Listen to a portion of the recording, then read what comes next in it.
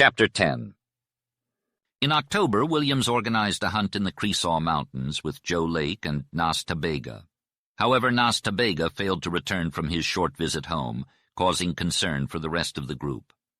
Shortly after, a Paiute arrived with news that excited Withers and perturbed Lake, leading Williams to believe that something was amiss. The trading post was in a state of disorder, which was unusual, as Williams had never known the trader to neglect his work. Joe Lake, without an explanation or farewell, quickly rode north on the Wyatt Trail on a Mustang he would have disregarded in normal circumstances. Williams was curious, but he did not care particularly what was happening. However, when Withers came out and sent an Indian to drive up the horses, Williams couldn't resist asking about the commotion. "I hate to tell you," replied the trader. "Go on," urged Williams. "Have I told you about the government sending a Supreme Court judge out to Utah to prosecute the polygamists?" "No," replied Williams. "I forgot to, I reckon. You've been away a lot. Well, there's been chaos in Utah for 6 months. Recently, this judge and his men have worked their way down into southern Utah. He visited Bluff and Monticello a few weeks ago." "What's the news?" asked Williams. "Withers, is he coming to Wyatt?" "He's already there. Someone revealed the location of the hidden village in the canyon. All the women have been arrested and taken to Wyatt. The trial starts today." "Arrested?" Williams echoed, shocked. "Those poor, lonely, good women, what for?" "Sealed wives," exclaimed Withers. "The judge is after the polygamists. They say he's relentless." "But women can't be polygamists. Their husbands are the ones wanted." "Sure, but the prosecutors have to find the sealed wives, the second wives, to find the law-breaking husbands. That'll be a job, or I don't know, Mormons. Are you coming to Wyatt with me?" Williams hesitated. He had not forgotten the girl he loved, but he had only thought of her occasionally. With Withers' reminder, he felt a bittersweet regret. "I'll go," he said finally. The Indian brought up the horses. Nakyal was thin from the hot summer, but he was as hard as iron. Withers mounted his bay and spurred the Mustang into the trail. Williams gathered his weapons and pack before following the trader. Months of toil and pain had not been enough to make him forget the strange girl he had loved. But the lapse of time had made thought of her a dream like that sad dream which had lured him into the desert. With the query of the trader came a bittersweet regret. "Better come with me," said Withers. "Have you forgotten the Sago Lily? She'll be put on trial. That girl, that child. Williams, you know she hasn't any friends. And now no Mormon men will protect her for fear of prosecution." The Indian Mustangs were trained to maintain a long, steady lope, which was the pace Withers set for their journey. After an hour of riding, they arrived at the mouth of the Sagi. Williams was filled with relief and nostalgia upon seeing it again. However, to his dismay, Withers did not enter the Sagi. Instead, he veered off to the north and took a treacherous trail that led them into a split in the red wall.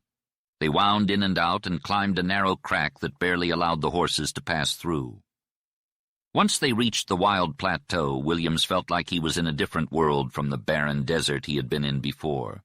The desert had nearly killed him, leaving him to fight for his survival. Although he appreciated the harsh beauty of the desert, he found the wild upland more intimate and softer. The red peaks shone brilliantly against the blue sky, and the fragrance of cedar and pinon, the purple sage, flowers, grass, and the sound of clear water over stones enveloped him. It was like coming home, and he felt like he had regained a part of himself that he had lost. The dreamer, the artist, the lover of beauty, and the searcher for something unknown to him were all brought back to him by the fragrant wind. Despite this, his thoughts were mostly consumed by the unfortunate women he was on his way to see in Wyatt. Following Withers was more difficult than following an Indian. As a skilled and unrelenting rider, Williams never showed mercy to his horse. Even the Indians had an easier time navigating the trails and finding shortcuts. Withers led them up some treacherous slopes, but they made it through the rugged terrain unscathed and arrived at a plateau overlooking the valley of Wyatt. The town was nestled in the heart of the valley, surrounded by pink cliffs and lush green alfalfa fields. Despite being smaller than other nearby towns, Wyatt was clearly built to last and had a timeless charm. A broad main street divided the town and was crossed by a stream, with poplar trees shading the footpaths. The log cabins and stone houses were half hidden by the colorful foliage of autumn. The central area of the town, the plaza, was lined with houses, stores, and shops, and was abuzz with activity. The most prominent building was the whitewashed wooden church, built entirely without nails, according to Withers. The town hall, a large stone structure with a split-shingle roof, was located beyond the church. As Williams made his way towards the plaza, he noticed that the town was bustling with excitement. The dusty, boot-wearing, shirt-sleeved, and sombreroed crowd surrounding the hall did not fit the typical Mormon mold. Judging from the number of horses tied up everywhere and the large canvas-covered wagons, it was clear that many visitors had descended upon Wyatt that day. They were cowboys, horse wranglers, and riders, some of whom Williams had seen in Durango. Navajos and Paiutes were also present, but they lingered in the background. Withers pulled Williams off to the side, and they hitched their horses under a tree. "I've never seen Wyatt with such a riffraff gang like this today," said Withers. "I bet the Mormons are going wild. There's a tough group from Durango. If they can get anything to drink, or if they already have, Wyatt will see smoke today. Come on, I'll get us into that hall." But before Withers could reach the hall, he suddenly stopped and turned to lay a hand on Williams with apparent unconcern. The trader's face had blanched, and his eyes had grown hard and shiny like flint. He gripped Williams's arm. "Look, over to your left," he whispered. "See that group of Indians there by the big wagon? See the short Indian with the chaps? He's got a face as big as a ham, dark, fierce. That's Shad. You ought to know him. Shad and his gang are here. How's that for nerve? But he's pulling a rein with the Mormons." Williams's keen eye took in a lounging group of 10 or 12 Indians and several white men. They did not present any great contrast to the other groups except that they were isolated, appeared quiet and watchful, and were all armed. A bunch of lean, racy mustangs, restive and spirited, stood nearby in charge of an Indian. Williams had to take a second and closer glance to distinguish the half-breed. At once he recognized in Shad the broad-faced, squat Indian who had paid him a threatening visit that night long ago in the mouth of the Sagi. A fire ran along William's veins and seemed to concentrate in his breast. Shad's dark, piercing eyes alighted upon Williams and rested there. Then the half-breed spoke to one of his white outlaws and pointed at Williams. The commotion caused by Williams's actions drew the attention of the rest of the gang. Williams and Withers were met with a piercing gaze from the group. The trader grumbled under his breath. "I wouldn't want to mess with that type," he muttered. "But what chance do we have against this gang? We're here for more important business. Oh, and by the way, Shad has had his eye on you since you arrived. A friendly Paiute warned me recently. Williams, did any Indian between here and Flagstaff see the money you're carrying?" Williams replied, "I suppose so, back in Tuba City when I first arrived." Well, Shad's after that," said the trader. "Let's get inside the hall before we forget." The crowd parted for the trader, who seemed to know everyone. A large man with a thick beard blocked their path to a closed door. "Hey, Meade," called out Withers. "Let us in." The man opened the door, allowing Withers and Williams to enter before closing it behind them. Williams, adjusting to the darkness of the hall after being in the bright sunlight, struggled to see at first. He heard a low murmur of voices and saw many obscure figures. Withers appeared to be in a similar state of confusion, but he regained his composure before Williams did. Gradually the darkness lifted, and Withers led Williams through a crowd of people to a railing where they were stopped. Williams looked up with bated breath and curiosity. The hall was spacious, with many windows. Men were gathered on a platform in consultation, while 20 women sat together on benches. Another crowd stood behind them, but it was the women that caught Williams's attention. They were the prisoners, and they looked somber and defeated. The group was a mix of hooded and veiled figures, all dressed in dark garments except for one woman on the front bench. She stood out in her white dress and long hood that concealed her face. Williams recognized her as Mary, the woman that jealous neighbors had dubbed the Sago Lily. Seeing her caused a sharp pain in Williams's chest, and his eyes blurred with emotion. Withers was whispering something to him, but Williams couldn't make out the words. He turned his attention to the crowd behind him, where the women were all hooded and impossible to identify. There were many young, clean-cut Mormons in the crowd, troubled and distressed in a way that was different from the stern, somber older men who looked like ruthless fanatics. These older men were the Mormons of the old school, the sons of the pioneers, and the husbands of the sealed wives. Williams felt an overwhelming curiosity to learn if his instincts were correct, and a hateful eagerness to discover which one of them was Mary's husband. Withers whispered to him, pointing out Bishop Kane and a man named Wagoner. Williams saw the bishop, but it was the man next to him who caught his attention. Wagoner had a striking presence and owned more than any other Mormon in southern Utah. Though he wasn't referred to as an elder or bishop, Williams suspected that he was a powerful figure in the church. The man named Wagoner was not one to have any use for a Gentile like Williams. He was a stingy, tight-lipped Mormon who was a skinflint in every sense of the word. Williams took a good look at him and knew he would never forget this individual. He appeared to be at least 60 years old, yet he was still in the prime of his physical life. Unlike most of the other Mormons, Wagoner had a close-cropped, grizzled beard that showed off the lean, wolfish line of his jaw. All of his features were strikingly sharp. His eyes were a brilliant blue, but they were cold and pale. His brow had a serious, thoughtful cast, and long furrows sloped down his cheeks. It was a strange, secretive face that was full of power that Williams had not seen in another man's face. It was full of intelligence and thought that had not been used in the way Williams had seen them used among men. The face mystified him. It had so much more than the strange aloofness that was characteristic of his fellow Mormons. Withers whispered to Williams that Wagoner had 5 wives and 55 children before the law went into effect. Nobody knew, and nobody would ever know how many he had now. After Withers told him that, Williams seemed to understand the strange power in Wagoner's face. It was not the force or strength that came from years of controlling men. Williams, who had become fair-minded, fought down his feelings of the past and waited patiently. Who was he to judge Wagoner or any other Mormon? But whenever he looked at the quiet, slender form in white or realized the appalling nature of the court, his heart beat heavily and labored within his chest. Then there was a bustle among the men on the platform, and it appeared that proceedings were about to begin. Some men left the platform, several sat down at a table with books and papers, and others remained standing. The group that entered the room were all dressed roughly, wearing riding boots and spurs. Williams, sharp-eyed as ever, noticed the telltale bulge of hidden weapons.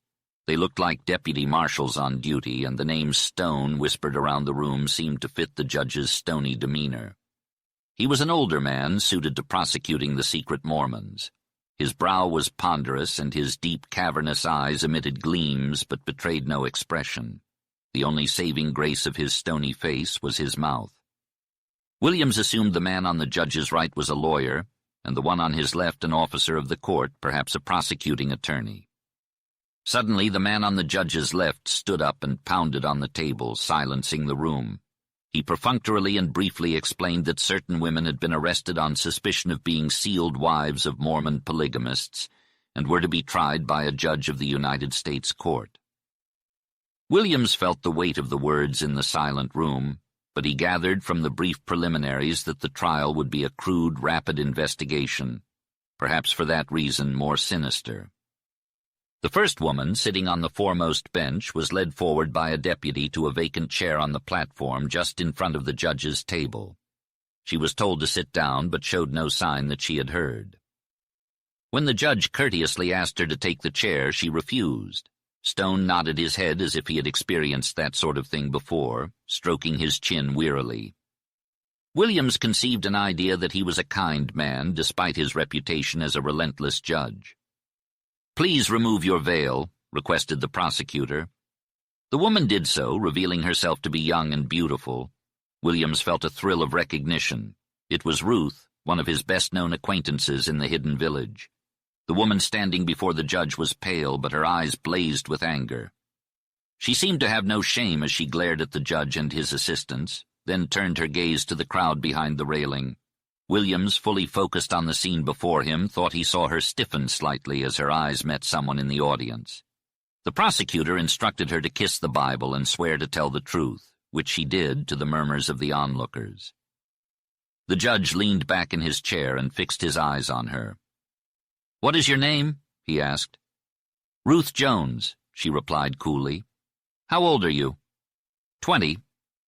"Where were you born?" the judge continued, allowing time for the clerk to record her answers. "Panguitch, Utah." "Were your parents Mormons?" Yes. Are you a Mormon? Yes. Are you a married woman? No, she answered instantly and firmly. The judge stroked his chin and hesitated for a moment before continuing. Do you have any children? No, she replied, meeting his gaze. Williams thought that answer was probably true, and he could have testified to it. You live in the hidden village near this town? The judge asked. Yes, she replied. What is the name of this village? It has none. Have you ever heard of Fredonia, another village far west of here? The judge asked. Yes, she replied. It is in Arizona, near the Utah line. There are few men there. Is it the same kind of village as this one in which you live? Yes, she said. What does Fredonia mean? The judge asked, and the woman's expression remained unchanged. Does your name hold any significance? The judge asked. The woman replied, It means free women. The judge paused for a moment, whispered to his assistants, and then turned to the woman. That will do, he said. Ruth was led back to the bench, and the next woman was brought forward. She was heavier, with the figure and step of a matured woman. Upon removing her bonnet, she revealed the plain face of a 40-year-old woman, and it was striking only in that strange, stony aloofness noted in older individuals. Williams thought that this was the real Mormon, different in a way he could not define from Ruth. This woman calmly faced her prosecutors and manifested no emotion. She took the oath as if doing so had been a habit all her life. What is your name? Asked Judge Stone, glancing up from a paper he held. Mary Danton, she replied. Family or married name? He asked. My husband's name was Danton, she answered. Is he living? The judge inquired. No, she replied. Where did you live when you were married to him? Judge Stone asked. In St. George and later here in Wyatt, Mary Danton responded. You were both Mormons? The judge asked. Yes, she confirmed. Did you have any children by him? The judge asked. Yes, Mary replied. How many? The judge inquired. 2, Mary answered. Are they living? The judge asked. One of them is living, Mary replied. Judge Stone bent over his paper and then slowly raised his eyes to her face. Are you married now? He asked. No, Mary responded. Mrs. Danton, when you were arrested, there were 5 children found in your home. To whom do they belong? Judge Stone asked. Me, Mary replied. Are you their mother? The judge asked. Yes, Mary confirmed. Your husband Danton is the father of only one, the eldest, according to your former statement, Judge Stone said, consulting his notes and holding a whispered colloquy with the 2 men at his table. Is that correct? Asked Williams. Yes, replied the woman. Then who is the father or fathers of your other children? Williams inquired. I don't know, she said with a cold, stoic expression. Williams couldn't tell whether to believe her or not. Judge Stone grew frustrated. You don't know the father of any of your children? He asked, his voice rising. I do not, she replied calmly. You are under oath, madam, Judge Stone reminded her. The woman remained silent. So your children are nameless and illegitimate? Judge Stone questioned.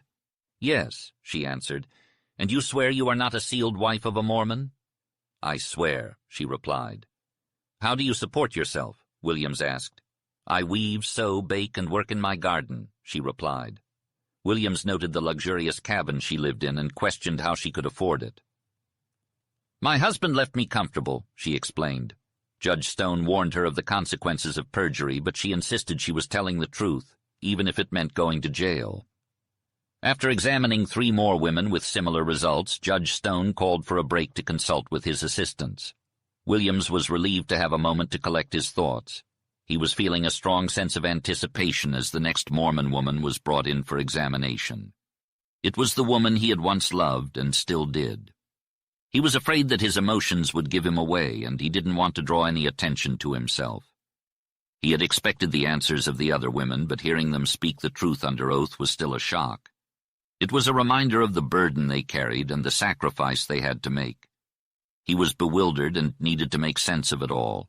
He knew these women were good and noble, and he couldn't believe that they would willingly swear to shameful facts. It was clear that they had been coached to give these answers, and he couldn't help but feel sorry for them. As the next woman was led to the defendant's chair, the silence and tension in the room grew more intense. She was dark-hooded and white-clad, and she didn't walk with the same poise as the others. She sat down as if she could no longer stand. The prosecutor asked her to remove her hood, and he couldn't help but remember her strong, shapely hands. He saw them tremble as she untied the knot of the ribbon, and he felt a sense of sympathy for her. He held his breath as she removed her hood, and he was struck by the beauty and tragedy of her face. It was the most beautiful and tragic face he had ever seen in a courtroom. A low, whispering murmur ran through the hall, and he knew that he was witnessing something significant. Williams could sense that the villagers were unfamiliar with Mary's face, but they were all whispering about her alias, Sago Lily. The judge and his assistants stared at Mary, and Williams could feel the tension in the room. Mary appeared to be a young, innocent girl, and her beauty made her stand out in the somber crowd. However, it was her agony that silenced the court and the crowd. Williams had a feeling that everyone there knew that Mary was different from the other women the judge had tried before. Mary faced the court and the crowd, but she didn't make eye contact with anyone. Her eyes were strained and fearful. When the prosecutor asked her to take an oath, her lips moved, but no sound came out. The judge asked for her name, and Mary replied, "Mary," with a slight tremor in her low voice. When he asked for her other name and her parents' names, she simply replied, "I won't tell." Her simple and strange responses marked her as someone who wasn't used to being questioned, and the judge didn't press the issue. Perhaps he wanted to make things easier for her, or maybe he was waiting for her to calm down. "Were your parents Mormons?" he asked. She responded with a quaint respect, unlike the short replies of the women before her. "No, sir," she said. "Then you were not born a Mormon?" he asked. "No, sir," she replied. "How old are you?" he asked. 17 or 18, I'm not sure," she answered. "You don't know your exact age?" he asked. "No," she said. "Where were you born?" he asked. "I won't tell," she said. "Was it in Utah?" he asked. "Yes, sir," she replied. "How long have you lived in this state?" he asked. "Always, except for last year," she said. "And that was in the hidden village where you were arrested?" he asked. "Yes," she said. "But you often visited this town, Wyatt?" he asked. "I never was here until yesterday," she replied. Judge Stone looked at her with interest, torn between his duty as an officer and his interest as a man. Suddenly he leaned forward. "Are you a Mormon now?" he asked forcefully. "No, sir," she replied, her voice rising clearly. It was an unexpected answer. Judge Stone stared at her, and the crowd murmured. Williams was astounded. When he realized that she was telling the truth, he felt a strange sense of joy that almost made him forget the pain and gloom of the situation. The judge turned to his assistants for counsel, and all of them were eager where they had been weary before. Williams looked around at the dark and somber faces, and anger grew within him. Then he saw Wagoner, whose steel-blue, piercing gaze impressed him. All of the older generation of Mormons looked as hard and unyielding as iron. Williams wondered if he was mistaken or if the hour had become fraught with greater suspense. The aura of secrecy, mystery, power, hate, and religion emanated from the strange people in the hall, palpable to Williams. He felt a distinct difference between the presence of Withers on his left and the Mormon on his right. If there was no shadow, then the sun had lost its brightness. The air was thick with nameless passion. The judge began his questioning, noting that the girl had lived mostly in the country away from people. He asked if she knew anything about the government of the United States, to which she replied in the negative. He then asked if she understood the consequences of perjury, and she answered no. When he asked if she knew what perjury was, she said it meant to lie. The judge asked if she told lies, and she said no. He then asked if she had ever told a single lie, to which she replied, "Not yet," in almost a whisper. Her answer affected the judge, and he fussed with his papers. The judge then asked if she understood what a sealed wife was, and she said she had never been told. He asked if she knew there were sealed wives in Utah, and she replied in the affirmative. The hall was silent except for faint rustlings and deep breaths drawn guardedly. The vital question hung like a sword over the white-faced girl. He then asked, "Are you a sealed wife?" She struggled to answer, but eventually cried out, "No." The poignant word quivered in Williams's heart.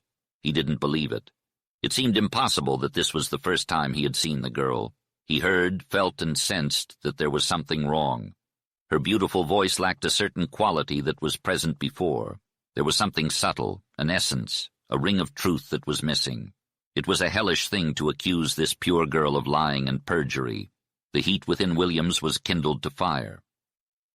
"Are you married?" asked Judge Stone. "No, sir," she answered faintly. "Have you ever been married?" "No, sir." "Do you expect ever to be married?" "Oh, no, sir." She was ashen pale now, quivering all over with her strong hands clasping the black hood, and she could no longer meet the judge's gaze. "Have you any children?" the judge asked haltingly. It was a hard question to ask. "No," she replied. Judge Stone leaned far over the table, his face turning purple. Williams could see that he was a man, his big fist clenched. "Girl, you're not going to swear that you were visited by men over there. You're not going to swear that?" he bellowed. "Oh, no, sir," she replied. Judge Stone settled back in his chair, wiping his moist face. The same foreboding murmur, almost a menace, moaned through the hall. Williams felt sick in his soul and afraid of himself. He didn't recognize this spirit that was flaring up in him. His helplessness was a most hateful fact. "Come confess you are a married woman," called her interrogator. She maintained silence, but shook her head. Suddenly he seemed to leap forward. "Unfortunate child, confess!" That forced her to lift her head and face him, yet still she did not speak. It was the strength of despair. She could not endure much more.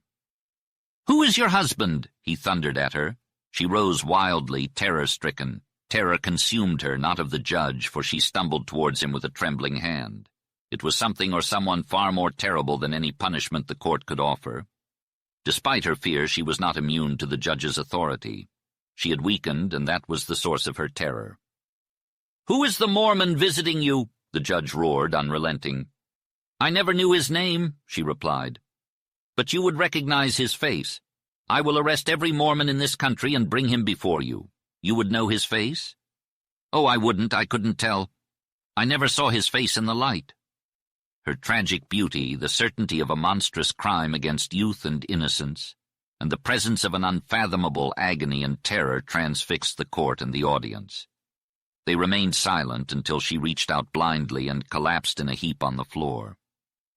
After the trial, Williams might have jumped over the railing if Withers had not restrained him. When there appeared to be some kindness from the other women towards the unconscious girl, Williams squeezed through the crowd and left the hall.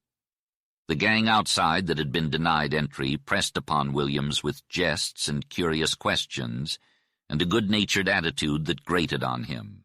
He was far from gentle as he jostled off the first group of importunate fellows. The others, staring at him, opened a lane for him to pass through. Then a hand was laid on his shoulder, which he did not shake off. Nas Ta Bega loomed dark and tall beside him. Neither the trader nor Joe Lake nor any white man Williams had ever met influenced him as much as this Navajo. "Nas Ta Bega, you're here too. I guess the whole country is here. We waited at Kayenta." "Why took you so long?" The Indian, never quick to respond, remained silent until he and Williams were away from the rowdy crowd. "Benigh there's sadness in Hosteen Dotin's Hogan," he said. "Glenn Vaughn!" exclaimed Williams. "My sister left her brother's home alone in the summer." "Blue Canyon, she went to the missionary. Nas Ta Bega. I thought I saw her there. But I wasn't certain. I didn't want to be certain. I was afraid it might be true. A brave who loved my sister tracked her there. Nas Ta Bega, will you accompany me to find her and take her home?" "No, she will return home someday." His words were filled with bitter sadness and wisdom. "But my friend, that damned missionary," Williams began passionately. The Indian had encountered him at a bad time. "Starks is here. I saw him enter there," Nas Ta Bega interrupted, pointing to the hall. "Here, he gets around a lot," Williams said. "Nas Ta Bega, what are you going to do to him?" The Indian remained silent, and his inscrutable face gave no indication of his thoughts. He appeared to be a wise and bitter Indian, beyond any savagery of his tribe, and Williams sensed his deep suffering. "He should stay out of my sight," Williams muttered more to himself than to his companion. "The half-breed is here," Nas Ta Bega said. "Shad? Yes, we saw him. There, he's still with his gang. Nas Ta Bega, what are they up to?" "They will steal what they can." "Withers says Shad is friendly with the Mormons." "Yes, and with the missionary, too." "With Starks?" "I saw them conversing vigorously." Odd. But maybe it's not so strange. Shad is well known in Monticello and Bluff. He spends money there. They fear him, but he's welcome nonetheless. Perhaps everyone knows him. He probably rode into Quaint, but I have to keep an eye out for him. Withers says he's after me, said Williams. Benai wears a scar that proves it, replied the Navajo. Then it must be because he found out I had some money, said Williams. Maybe, but the half-breed Benai is following you, warned the Indian. What do you mean? Asked Williams. Nas Ta Bega cannot tell you what he doesn't know, replied the Navajo. We'll find out someday. Benai, I have some sad news to tell you. Sorrow for my brother, he continued. Williams looked at the Indian and saw sadness in his eyes. Benai, a long time ago you told a story to the trader. Nas Ta Bega was there and heard everything. He learned why you came to our land, and that night he made you his brother. He's been searching for the little golden-haired girl, Tina Dibble, on all his lonely rides into the canyon. Benai, I have found her, said the Indian. Williams was speechless and couldn't believe what he was hearing. Tina Dibble, he gasped, but she's dead. It would be less sorrowful for you if she were dead, replied the Navajo. Williams grabbed the Indian, knowing something terrible was about to be revealed. He shook uncontrollably, anticipating the blow that was coming. She's in there, said the Indian, pointing towards the hall. Tina Dibble, whispered Williams. Yes, Benai, replied the Indian. My God, how do you know? I've been blind, cried Williams. Tell me, Indian. Which one? I asked, feeling a bit lost among the group of cowboys. Tina Dibble is the sago lily, one of them replied, pointing towards a woman who was sitting quietly by the fire. I couldn't help but notice how beautiful she was, with her long brown hair and piercing blue eyes. She seemed to be lost in thought, unaware of the attention she was receiving from the men around her. As the night went on, I learned more about Tina and her reputation as a skilled horsewoman. The cowboys spoke highly of her, admiring her courage and determination. Despite her tough exterior, I could sense a vulnerability in Tina that made me want to protect her. I couldn't help but wonder what experiences had shaped her into the woman she was today. As the fire died down and the group began to disperse, I found myself drawn towards Tina. Without a word, I took her hand and led her away from the campsite. We walked in silence, the only sound coming from the rustling of the trees and the occasional hoot of an owl. Eventually, we came to a small clearing, and I turned to face Tina. Without a word, I took her into my arms, and we kissed under the stars. In that moment, I knew that Tina was the one for me, and I vowed to do whatever it took to win her heart. Chapter 11. Williams walked away from the bustling square and found a quiet corner under the shade of some trees. He was consumed by a storm of emotions and thoughts. He didn't know for how long the Indian, Nas Ta Bega, stayed by his side, but he could feel his presence. As the acute pain subsided, Williams sensed a silent strength and help in Nas Ta Bega, similar to what he had experienced in the deep canyons and high cliffs. It was then that Williams realized that Nas Ta Bega was his brother, and he needed him. Williams had to fight a more dangerous enemy than suffering and love, the instinct to kill, the murder in his soul that was rising from the dark depths of his heart. He finally understood Jane Booth's tragic story, Solomon's passion, and what had turned Beringer into a gunman. The desert had transformed Williams, and he had become one with the elements: the sun, wind, sand, cold, storm, space, stone, poison, cactus, and the fierce struggle for survival that every living thing faced in the desert. All of these experiences had merged into a dark and passionate stream that flowed through his veins. Williams realized that he had become someone new, someone who gloried in his transformation. However, he could still see his old self looking on with earnest eyes, the man of reason, intellect, and culture who had been a good man despite the failures and shame of his past. He listened to the voice of warning and conscience that spoke to him, reminding him of his humanity. In order to help the unfortunate Tina Dibble, Williams knew that seeking revenge against the Mormon who had ruined her would not be the answer. He understood that he needed to control his fierce and passionate emotions and act with reason, otherwise he would become nothing more than a slave to his primal instincts. In a moment of introspection, he delved deep into his heart and faced his fears, emerging victorious. He knew that he would fight for Tina's cause, but he would not let hate consume him. His purpose was clear. He would save Tina Dibble. Tina was just 17 or 18 years old, and Williams was convinced that there was still hope for her to find happiness.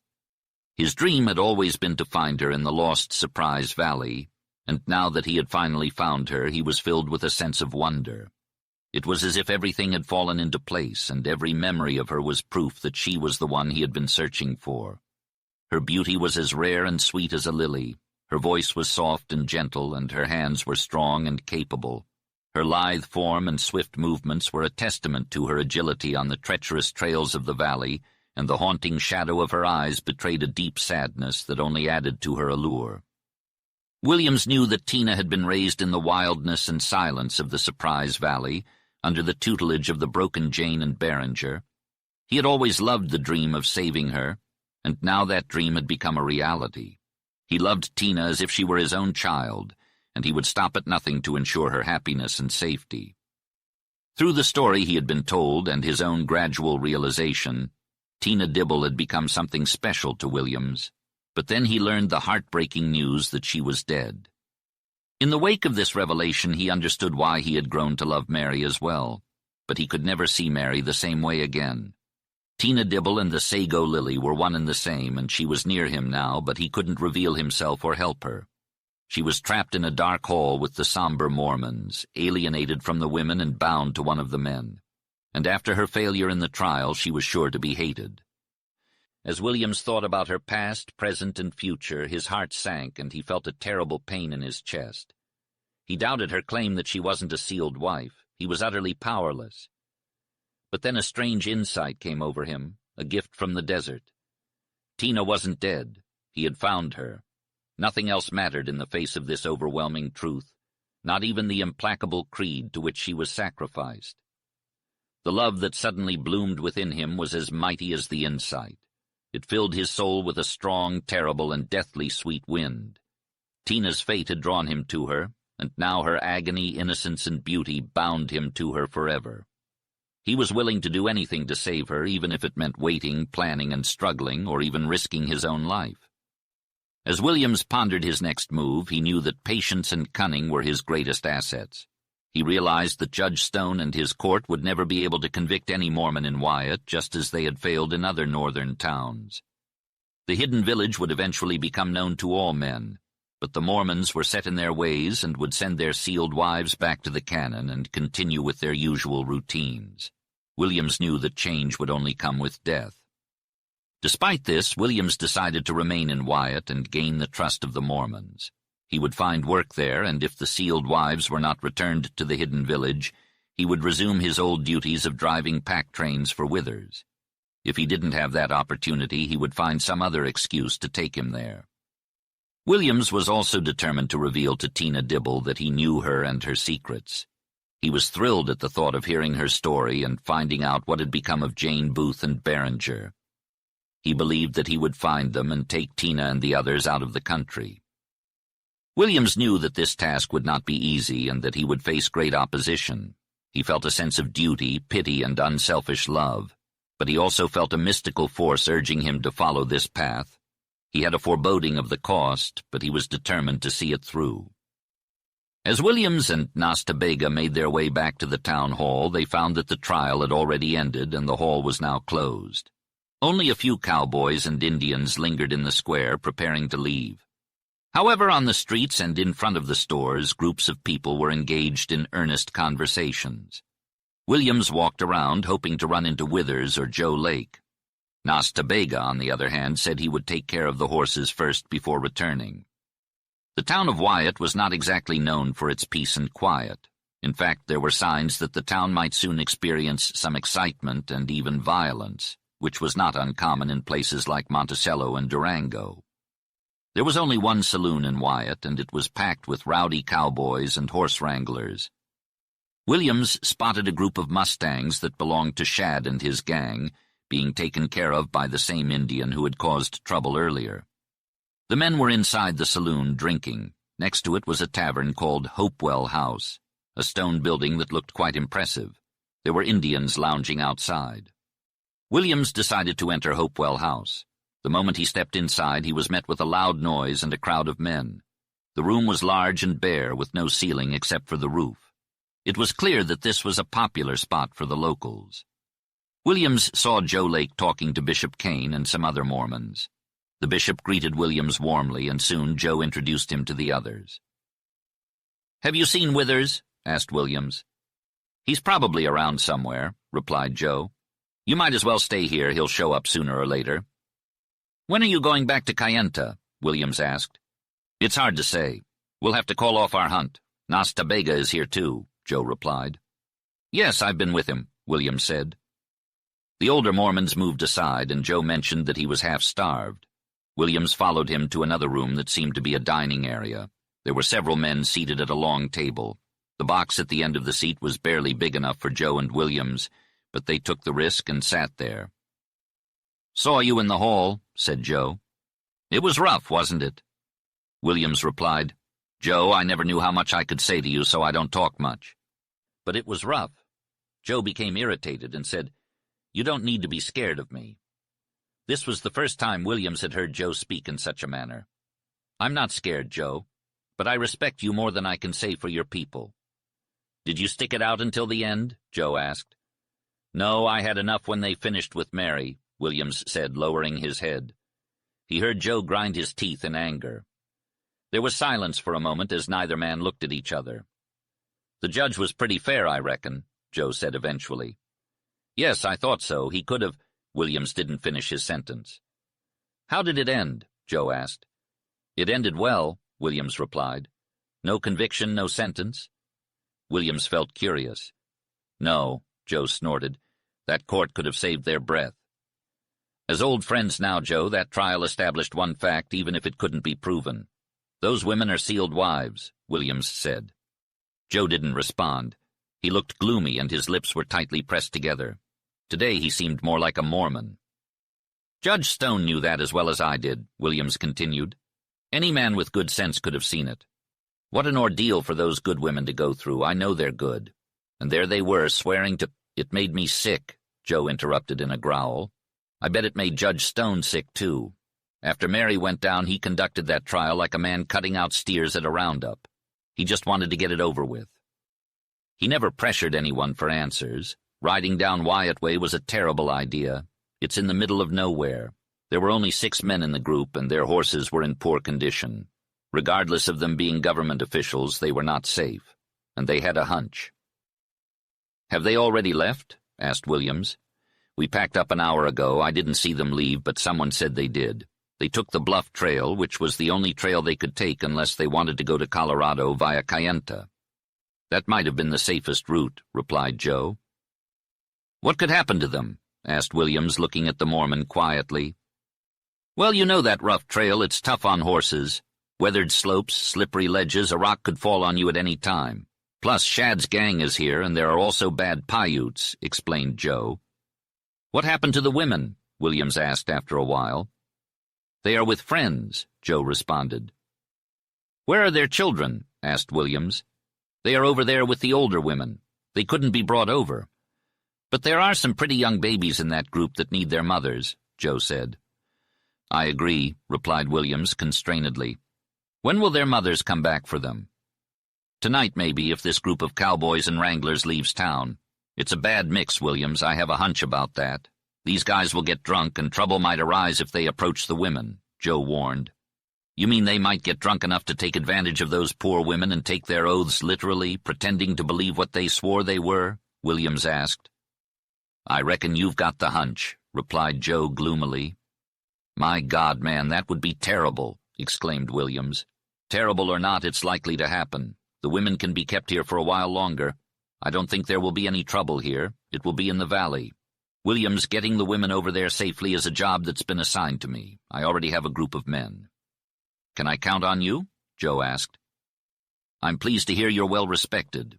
Bishop Kane thinks highly of you, and his word carries weight," said Joe to Williams. "You can count on me," replied Williams. After finishing their meal, they went to the large office room where several groups of men were gathered and loud conversation could be heard outside. Williams noticed Withers talking to Bishop Kane and 2 other Mormons who were unfamiliar to him. Withers seemed to be speaking with unusual vigor, emphasizing his words with animated hand gestures. "Something's going on," whispered Joe hoarsely. "It's been in the air all day." Withers must have been waiting for Williams. "Here's Williams now," he said to the group of Mormons as Joe and Williams approached them. "I want you to hear him speak for himself." "What's the problem?" asked Williams. "Give me a hint and I'll give my opinion," said Joe Lake. "Williams, it's not just about a job, but about your reputation," replied the trader. "I recently told Bishop Kane that I wanted to give you the pack job to the valley, just like when you first started with me. The bishop was pleased and said he might have something else for you, but now I found out that you're no longer needed. When I asked why, I got a clear answer.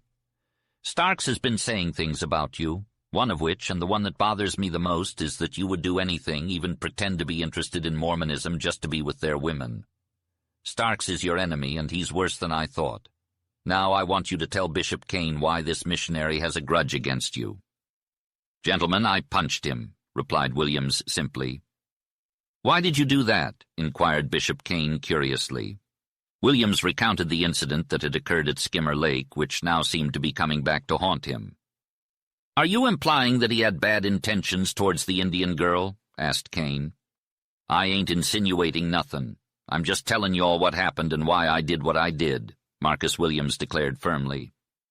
The bishop raised an eyebrow and asked, "Are you referring to religious principles, young man?"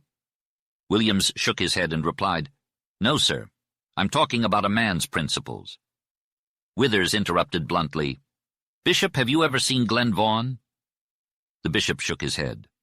"She's the most beautiful Navajo girl in the country. Starks had his eyes on her," Withers continued. The bishop looked shocked and protested. "My dear man, I can't believe that a Christian missionary would do such a thing. We've known Starks for years. He's a man of influence and is doing good work. You're hinting at a love affair." "I ain't hinting at nothing," Withers snapped impatiently. "I know. It's not the first time I've seen a missionary do this sort of thing, and it's not the first time for Starks. Bishop Kane, I live among the Indians, and I see a lot I never speak of. My job is to trade with the Indians, but I won't let Starks or any other hypocrite talk bad about my friend here. Marcus Williams is the finest young man I've ever met in the desert, and he needs to be cleared before y'all or I won't step foot in Wyatt again. Starks was after Glen Vaughn. Williams punched him and later threw him out of the old Indian's hogan up on the mountain. That's why Starks hates him. He was after the girl. And what's more, gentlemen, he got her," Williams added. "Glen Vaughn hasn't been home for 6 months. I saw her at Blue Canyon. I want to confront Starks in front of everyone here." Withers chuckled grimly and said, "That's easy enough. He's right outside." The trader walked out, followed by Joe Lake and the 3 Mormons. Williams lingered in the doorway, scanning the crowd of men and Indians. He felt a fierce anger boiling inside him. As he gazed at the mixed group of outlaws and Indians, Williams felt a sudden pang of guilt. A sweet and tragic face came to mind, momentarily distracting him from his passion. Nevertheless, he quickly regained his composure and felt a surge of strength within him. Starks was in deep conversation with a short, squat Indian named Shad, who was half-breed. They were leaning against a hitching rail, surrounded by other rough and hard-looking individuals. The trader, who had a loud and unpleasant voice, called out to Starks and brought the whole group to a standstill. Williams, accompanied by Nas Tabega, Joe Lake, and a group of Mormons, confronted Starks. He turned pale but tried to show boldness. Williams studied his smooth face and dark wine-colored eyes. "Starks, I understand you've been spreading lies about me to Bishop Kane and others," Williams said curtly. "I called you an atheist," retorted Starks harshly, "and I told these men why you vented your spite on me." Starks laughed contemptuously, dismissing Williams's accusations. "The charges of such a man as you can't hurt me," he said. Williams felt puzzled by Starks's lack of fear or concern. He wondered if there was any fire within this man, or if the desert had made him flint. Without a history of hard work, fighting, or suffering, Williams confronted Starks with sudden ferocity. "Look at this Indian. Do you know him? Glen Vaughn's brother. Let us see you face him while I accuse you. You made love to Glen Vaughn and took her from her home." Starks responded, "Harping infidel. So that's your game. Well, Glen Vaughn came to my school of her own accord, and she will say so." Williams retorted, "Why will she? Because you blinded the simple Indian girl. Starks, I'll waste little more time on you." With the speed of a panther, Williams leaped upon Starks and pinned him to the ground. "You damned white-livered hypocrite, I'm liable to kill you," Williams exclaimed. "Tell that, you liar, that'll be enough." Starks struggled but was held tight by Williams. "Do you want to go to your god unprepared? Say you made love to Glen Vaughan, tell that you persuaded her to leave her home. Quick!" Starks raised a shaking hand and Williams let him go. The half-strangled man gasped out a few incoherent words and Williams pushed him to the ground. "Gentlemen, I leave him to Nas Ta Bega," Williams said calmly. As the rowdy visitors retired for the night, a peculiar and sorrowful procession made their way out of Wyatt. Joe Lake and his armed companions were leading the Mormon women back to their secret valley, riding on burros and mustangs. In the midst of the dark and somber line, only one figure glowed white in the pale moonlight. At the beginning of their journey, Williams was filled with apprehension until he saw the white-clad figure. From then on, his heart beat painfully in his chest. However, he found some comfort in knowing he could be near her and watch over her. As the night progressed, the overcast clouds drifted away, revealing a bright moon. The night was still, and the great dark mountain loomed in the distance. The countless waves of rounded rock that they needed to cross lay in deep shadow, with only a steady pattering of light hoofs breaking the silence. Williams rode near the end of the line, staying close to one woman and then another. No words were exchanged, and the sealed wives rode like veiled Arab women in palanquins. Their heads drooped wearily, and their shoulders seemed burdened. After an hour of steady riding, they reached the ascent to the plateau.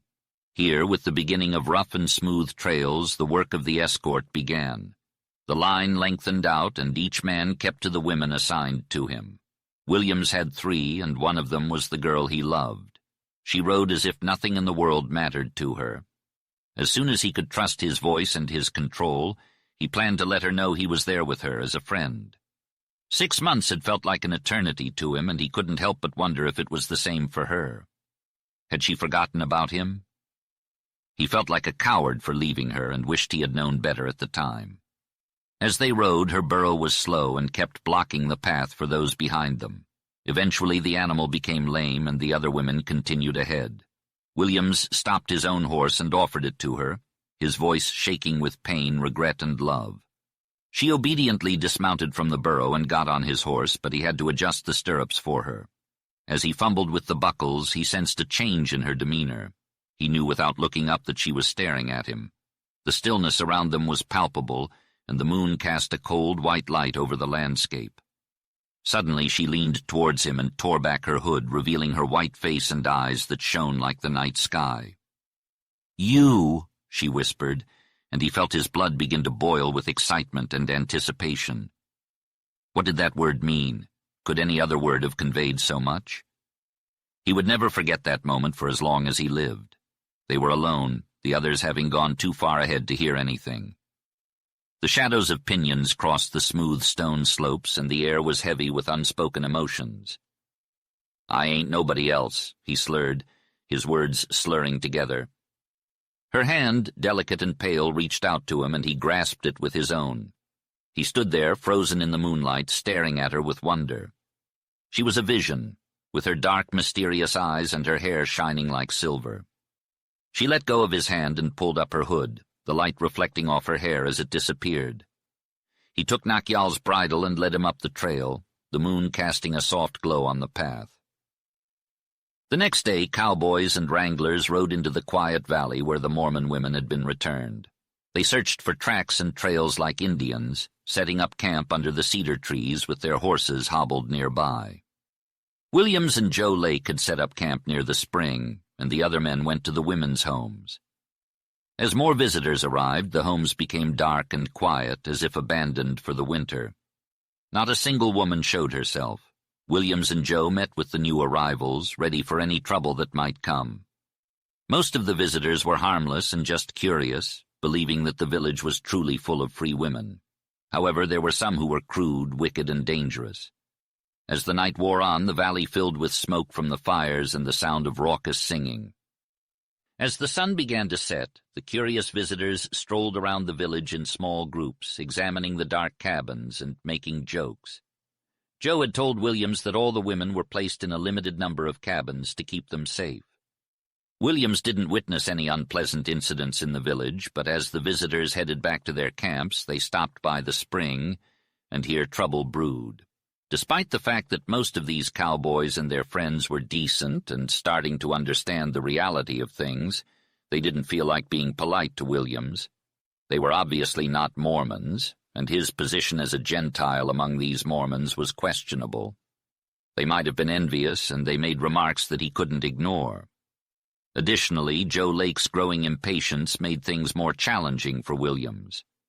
Nas Ta Bega's arrival was a relief for Williams.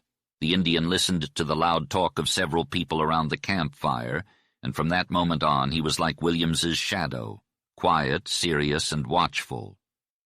However, it wasn't one of the friendly and sarcastic cowboys who triggered the crisis. It was a horse wrangler named Hurley, a man with a bad reputation who was almost an outlaw. He was swarthy, unshaven, and ugly, and he began to tease Williams. "Hey, Williams, what's your job here anyway?" he asked as he kicked a cedar branch into the campfire. The flames flickered, illuminating his face. "I've been doing odd jobs for Withers," replied Williams. "You must be close to these Mormons. Are you one of them?" Hurley inquired. "No," Williams said curtly. "Well, I'm interested in your job. Do you need a packer?" "I can throw a diamond hitch better than any guy in this country," boasted the cowboy. "I don't need any help." "Maybe you'll take me over to see the ladies," he continued with a crude laugh. Williams didn't react to the comment.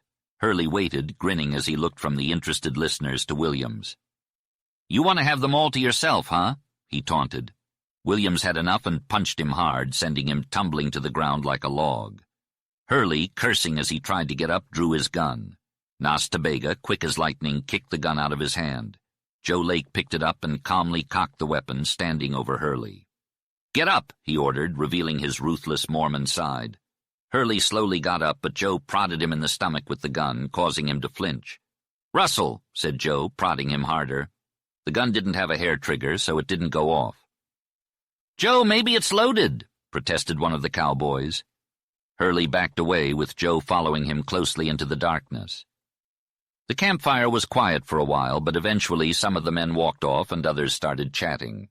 Everyone heard the sound of hooves passing down the trail. The noise stopped and Lake returned with Hurley's gun. The crowd dispersed and there was no sign of further trouble. However, Williams, Joe, and Nas Ta Bega took turns keeping watch throughout the night to ensure their safety.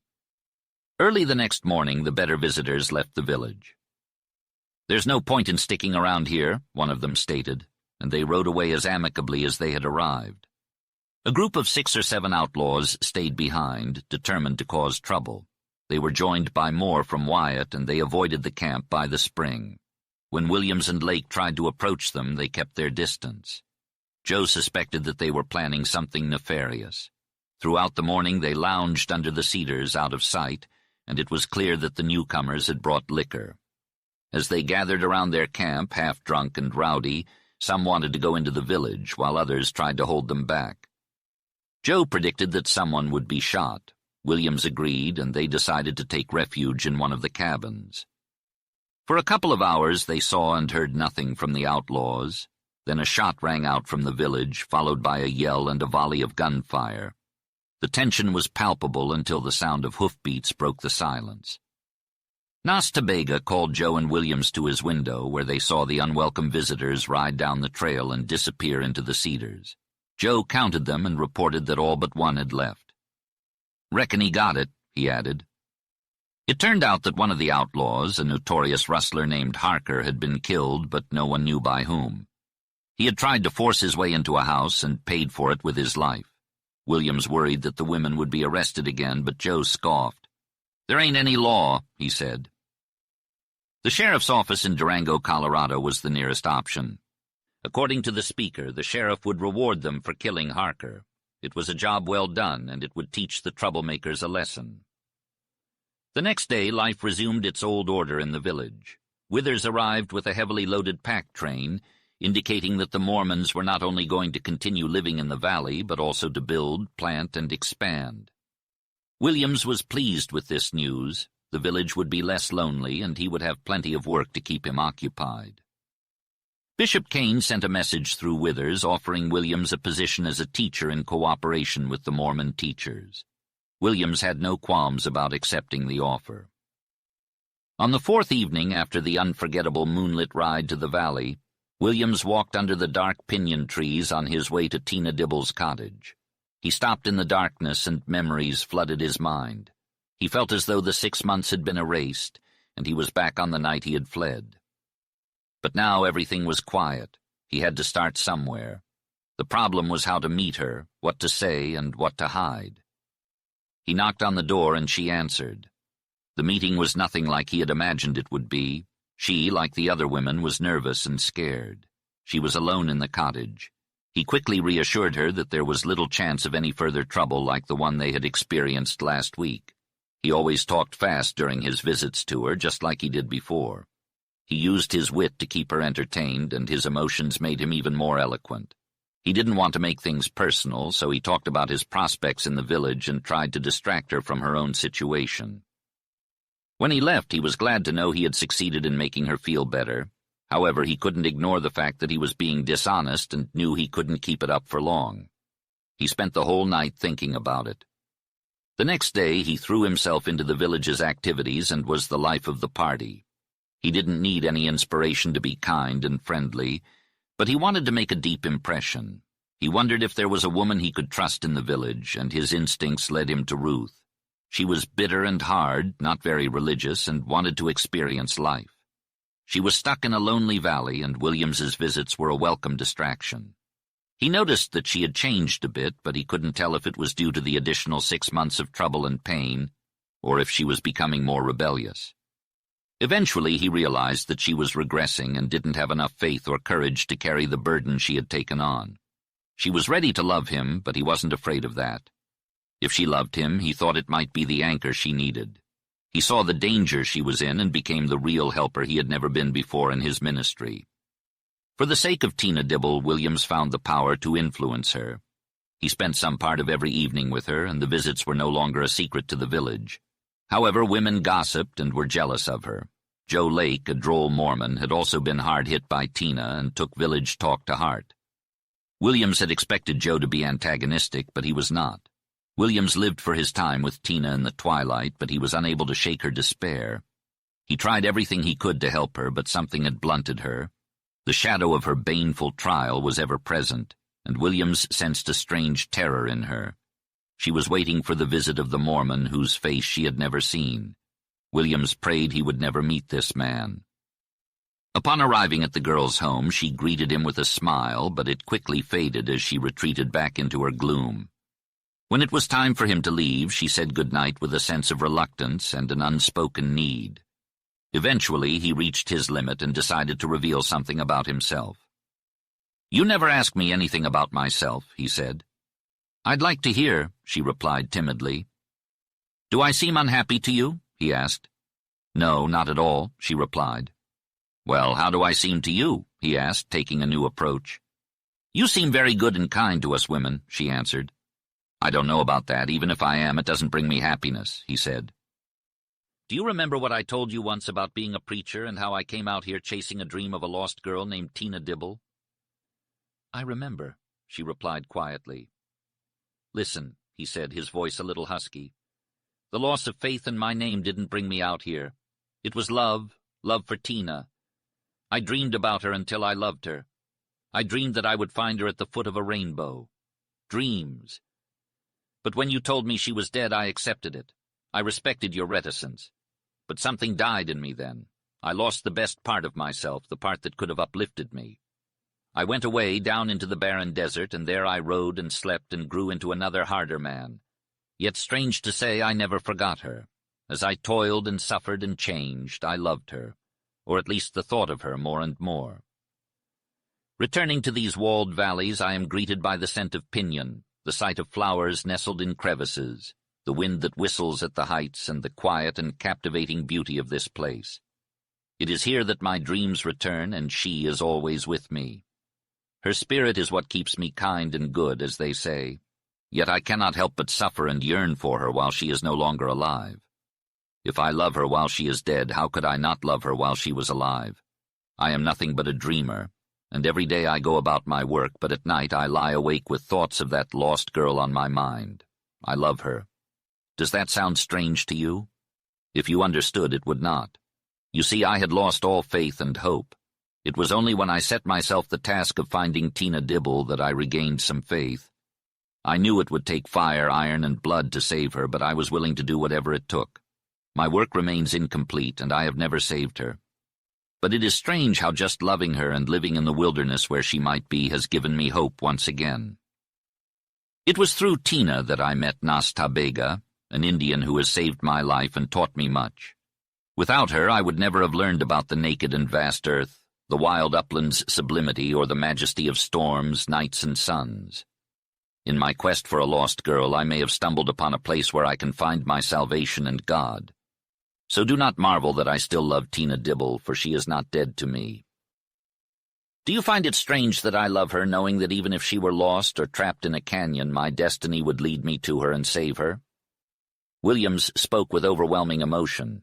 In the dim light, he couldn't see the girl's face, but he could sense a sudden energy emanating from her previously listless body. He knew that expressing his love for her, even as one who had passed away, might seem irrational, but he felt no shame in doing so. If this love could somehow reach the heart of the living Tina Dibble, then perhaps it could bring a light to her dark soul. But he had no illusions that Tina would ever be his. He had only witnessed her pain and sought to help her in any way he could. This confession was just the first step towards her healing. The girl rose quietly, slipping away into the shadows. "Forgive me if I have disturbed or distressed you," he said. "I needed to tell you. She was somehow connected to you. I am not happy. And are you happy? Let her memory be a bond between us. Good night." "Good night," she replied in a hushed whisper. Though she was still a child forced to grow up too fast, her words hinted at the innocent wonder and confusion of first love. Williams walked away, his heart full of the girl's whispered response. Had anyone ever spoken words of love to her before? Not like the love he had expressed. Her lonely existence was evident in the way she spoke. The next morning, as the sun illuminated the peaks and valleys with a golden glow, the girl hurried down the path to the spring. Williams paused in his task of chopping wood while Joe Lake, on his knees with his hands in a pan of dough, looked up in surprise. The woman had shed her black hood, and both men were struck by the transformation. "Good morning," she called out cheerfully. They replied, but not with the same enthusiasm. She stopped at the spring, filled the bucket with one sweep of her arm, and set it down in front of the camp. "Joe, do you still brag about your sourdough?" she asked. "You bet I do," replied Joe with a grin. "I've heard you boast, but never tasted your bread," she continued. "I'll have to invite myself over for a meal some day." "Don't forget," she added, then turned shyly to Williams. She was like the sun rising, with golden hair shining in the light. "Did you chop all that wood so early?" she asked. "Sure did," replied Williams, laughing. "I have to get up early to beat Joe to the camp chores." She smiled, and to Williams she seemed radiant. "It would be a beautiful morning to climb high," she said to him. "Yes, it would," Williams replied awkwardly. "I wish I didn't have work to do." "Joe, will you climb with me someday?" she asked. "You bet I will," declared Joe, "but I can run up walls." "I wouldn't be surprised if you could," she said. "Do you think I'm like a canyon swallow or an angel?" she asked Joe, who stared at her speechlessly. Then, taking up the bucket, she said goodbye and walked away with swift, graceful steps. "She's perked up," said the Mormon, watching her go. "I've never heard her say more than yes or no until now." "She did seem bright," replied Williams, stunned. What had happened to her? Today this girl was not Mary, the sealed wife, or the Sago Lily, an outsider among the Mormon women. Then it dawned on him. She was Tina Dibble. The woman who had once felt like she was dead inside had been brought back to life in one short night. The question on everyone's mind was what had happened to transform her and what had taken place in her heart. Williams couldn't allow himself to believe that he had played a role in making her forget her misery. Joe asked Williams if he had ever seen her like that before, to which Williams replied that he never had. Joe then asked if Williams had something to do with it, to which Williams hesitantly replied that he hoped so. Joe then brought up how the woman had been fading since the trial, but Williams had not seen her face in daylight since then. Joe warned Williams that she was beginning to fade like a canyon lily when it's broken, and that she would die unless someone helped her. Williams was shocked and had never noticed how much she had changed. Joe revealed that he had made it his business to find out and that the women in town wanted to see her die. Williams was distraught and asked if she had any friends, to which Joe replied that they were her friends along with Nas Tabega, who watched her closely. Williams felt helpless, realizing that she needed so much but they could do so little. Joe then pleaded with Williams to cheer her up, saying that he would go to hell for him if he did. The sight of the big Mormon on his knees covered in flowers, speaking with such passion and pathos, was an incongruous one, yet it only made his emotion all the more genuine. Williams felt a newfound closeness to Joe in that moment. Williams asked why Joe thought he could help her, but Joe had no answer. "But she's different with you. It's not because you're a Gentile, though. All the women are crazy about you. You talk to her. You have power over her, Williams. I feel that. She's only a kid." "Who is she, Joe? Where did she come from?" asked Williams, his voice low and eyes cast down. "I don't know. I can't find out. Nobody knows. It's a mystery to all the younger Mormons anyway." Williams wanted to ask about the Mormon whose sealed wife the girl was, but he respected Joe too much to take advantage of him in a poignant moment like this. Besides, jealousy had become a creeping, insidious, growing fire within him, and he didn't want to add fuel to it. He rejected many things before he thought of one that he could voice to his friend. "Joe, it's only her body that belongs to him. Her soul is lost to—" "Marcus Williams, let that go. My mind's tired. I've been taught so-and-so, and I'm not bright. But after all, men are much alike. The thing with you and me is this. We don't want to see her grave." Love spoke there. The Mormon had seized upon the single elemental point that concerned him and his friend in their relation to this unfortunate girl. His simple, powerful statement united them. It gave the lie to his hint of denseness. It stripped the truth naked. Williams needed time to ponder how deep the Mormon was. To what limit would he go? Did he mean that here, between two men who loved the same girl, class, duty, honor, and creed were nothing if they stood in the way of her deliverance and her life? "Joe Lake, you Mormons are impossible," said Williams deliberately. "You don't want to see her grave. As long as she lives on this earth, white and gold like a flower, that's enough for you. You think only of her body, and that's the great and horrible flaw in your religion. But the death of the soul is infinitely worse than the death of the body.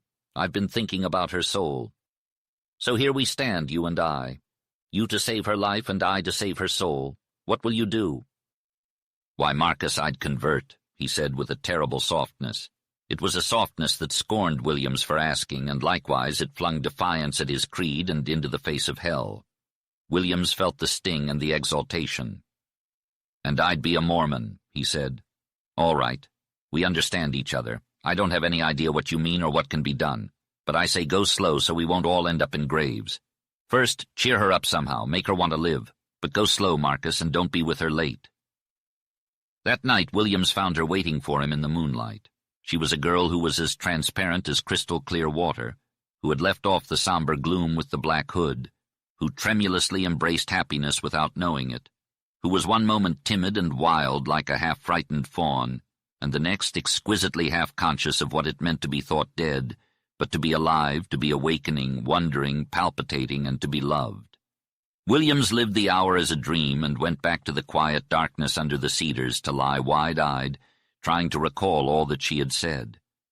For she had talked as if utterance had long been dammed behind a barrier of silence. There followed other hours like that one, indescribable hours, so sweet they stung, and in which, keeping pace with his love, was the nobler stride of a spirit that more every day lightened her burden. He knew what he had to do eventually, tell her that he knew she was Tina Dibble, not dead, but alive. Sacrifice had nailed her down to her martyrdom, not love nor religion. He had tried to tell her many times, but failed. He didn't want to risk losing her sweet girlish mood. He didn't know what chains bound her. He vacillated between Joe's cautious advice to go slow and his own pity. Days and weeks slipped by. He feared the Mormon whose sealed wife she was might come, and what that visit would do to Tina Dibble. Williams instinctively feared the awakening in the girl of womanhood, of deeper insight, of a spiritual realization of what she was, of a physical dawn. One day Joe Lake eyed him with a penetrating glance. "Reckon you don't have to sleep right on that Wyatt trail," said the Mormon significantly.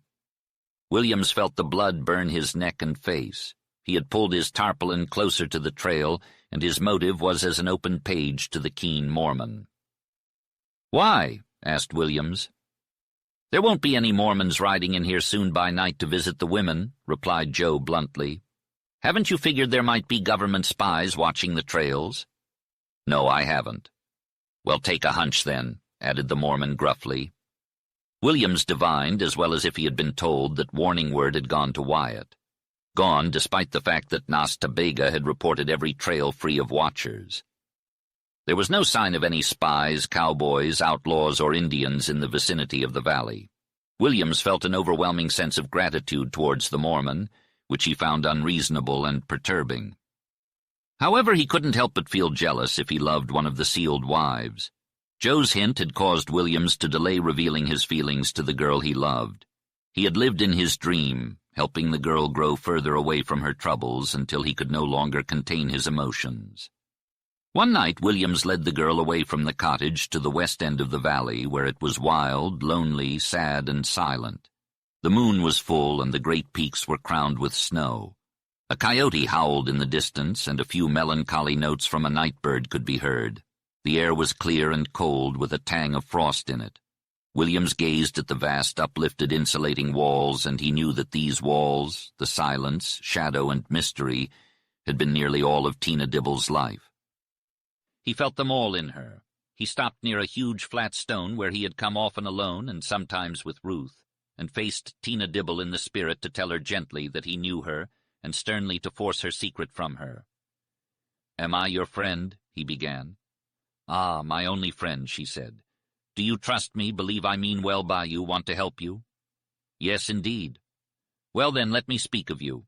One topic that hasn't been addressed is you," he said to her. She looked at him with a mix of wonder and fear, as if she was hesitant to hear what he had to say.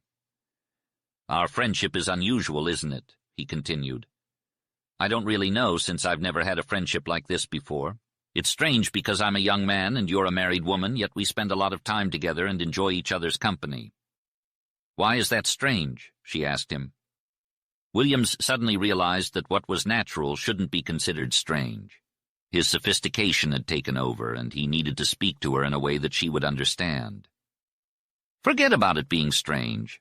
Let's just say that I'm interested in you, and since you're not happy, I want to help you. But your neighbors are curious and oppose my idea. Why is that?" "They're jealous and want you for themselves," she replied honestly. "They've said things I don't understand, but I think they hate in me what they would be okay with in themselves." Her simplicity was combined with truth and wisdom, much like how an Indian would express themselves. However, she was still unaware of shame and only had vague ideas of love and passion. Williams began to realize how quick her mind was and that she was starting to awaken. "They were jealous before I even got here. It's just human nature. But I'm trying to make a point. Your neighbors are curious about us, and they oppose me because they hate you. It's all because of your differences from them. Your youth, beauty, the fact that you're not a Mormon, and that you nearly betrayed their secret during the trial in Wyatt." "Please don't talk about that," she pleaded with him. "But I have to," he replied quickly. "That trial was torture for you, and it revealed so much to me. I know you're a sealed wife. I know a crime has been committed. I know you've sacrificed yourself. I know that love and religion have nothing to do with who you are," he said, trying to get her to open up. "I must not tell," she whispered back. "But I shall make you tell," he replied, his voice ringing. "Oh, no, you cannot," she said. "I can with just one word." Her eyes were big and starry, shadowy gulfs in the white beauty of her face. She was calm now, with strength. She invited him to speak the word, and the wistful, tremulous quiver of her lips was for his earnest thought of her. "Wait a little," said Williams unsteadily. "I'll come to that presently. Tell me this. Have you ever thought of being free?" "Free?" she echoed, and there was a singular depth and richness in her voice. That was the first spark of fire he had struck from her. "Long ago, the minute I was unwatched, I'd have leaped from a wall had I dared. Oh, I wasn't afraid. I'd love to die that way.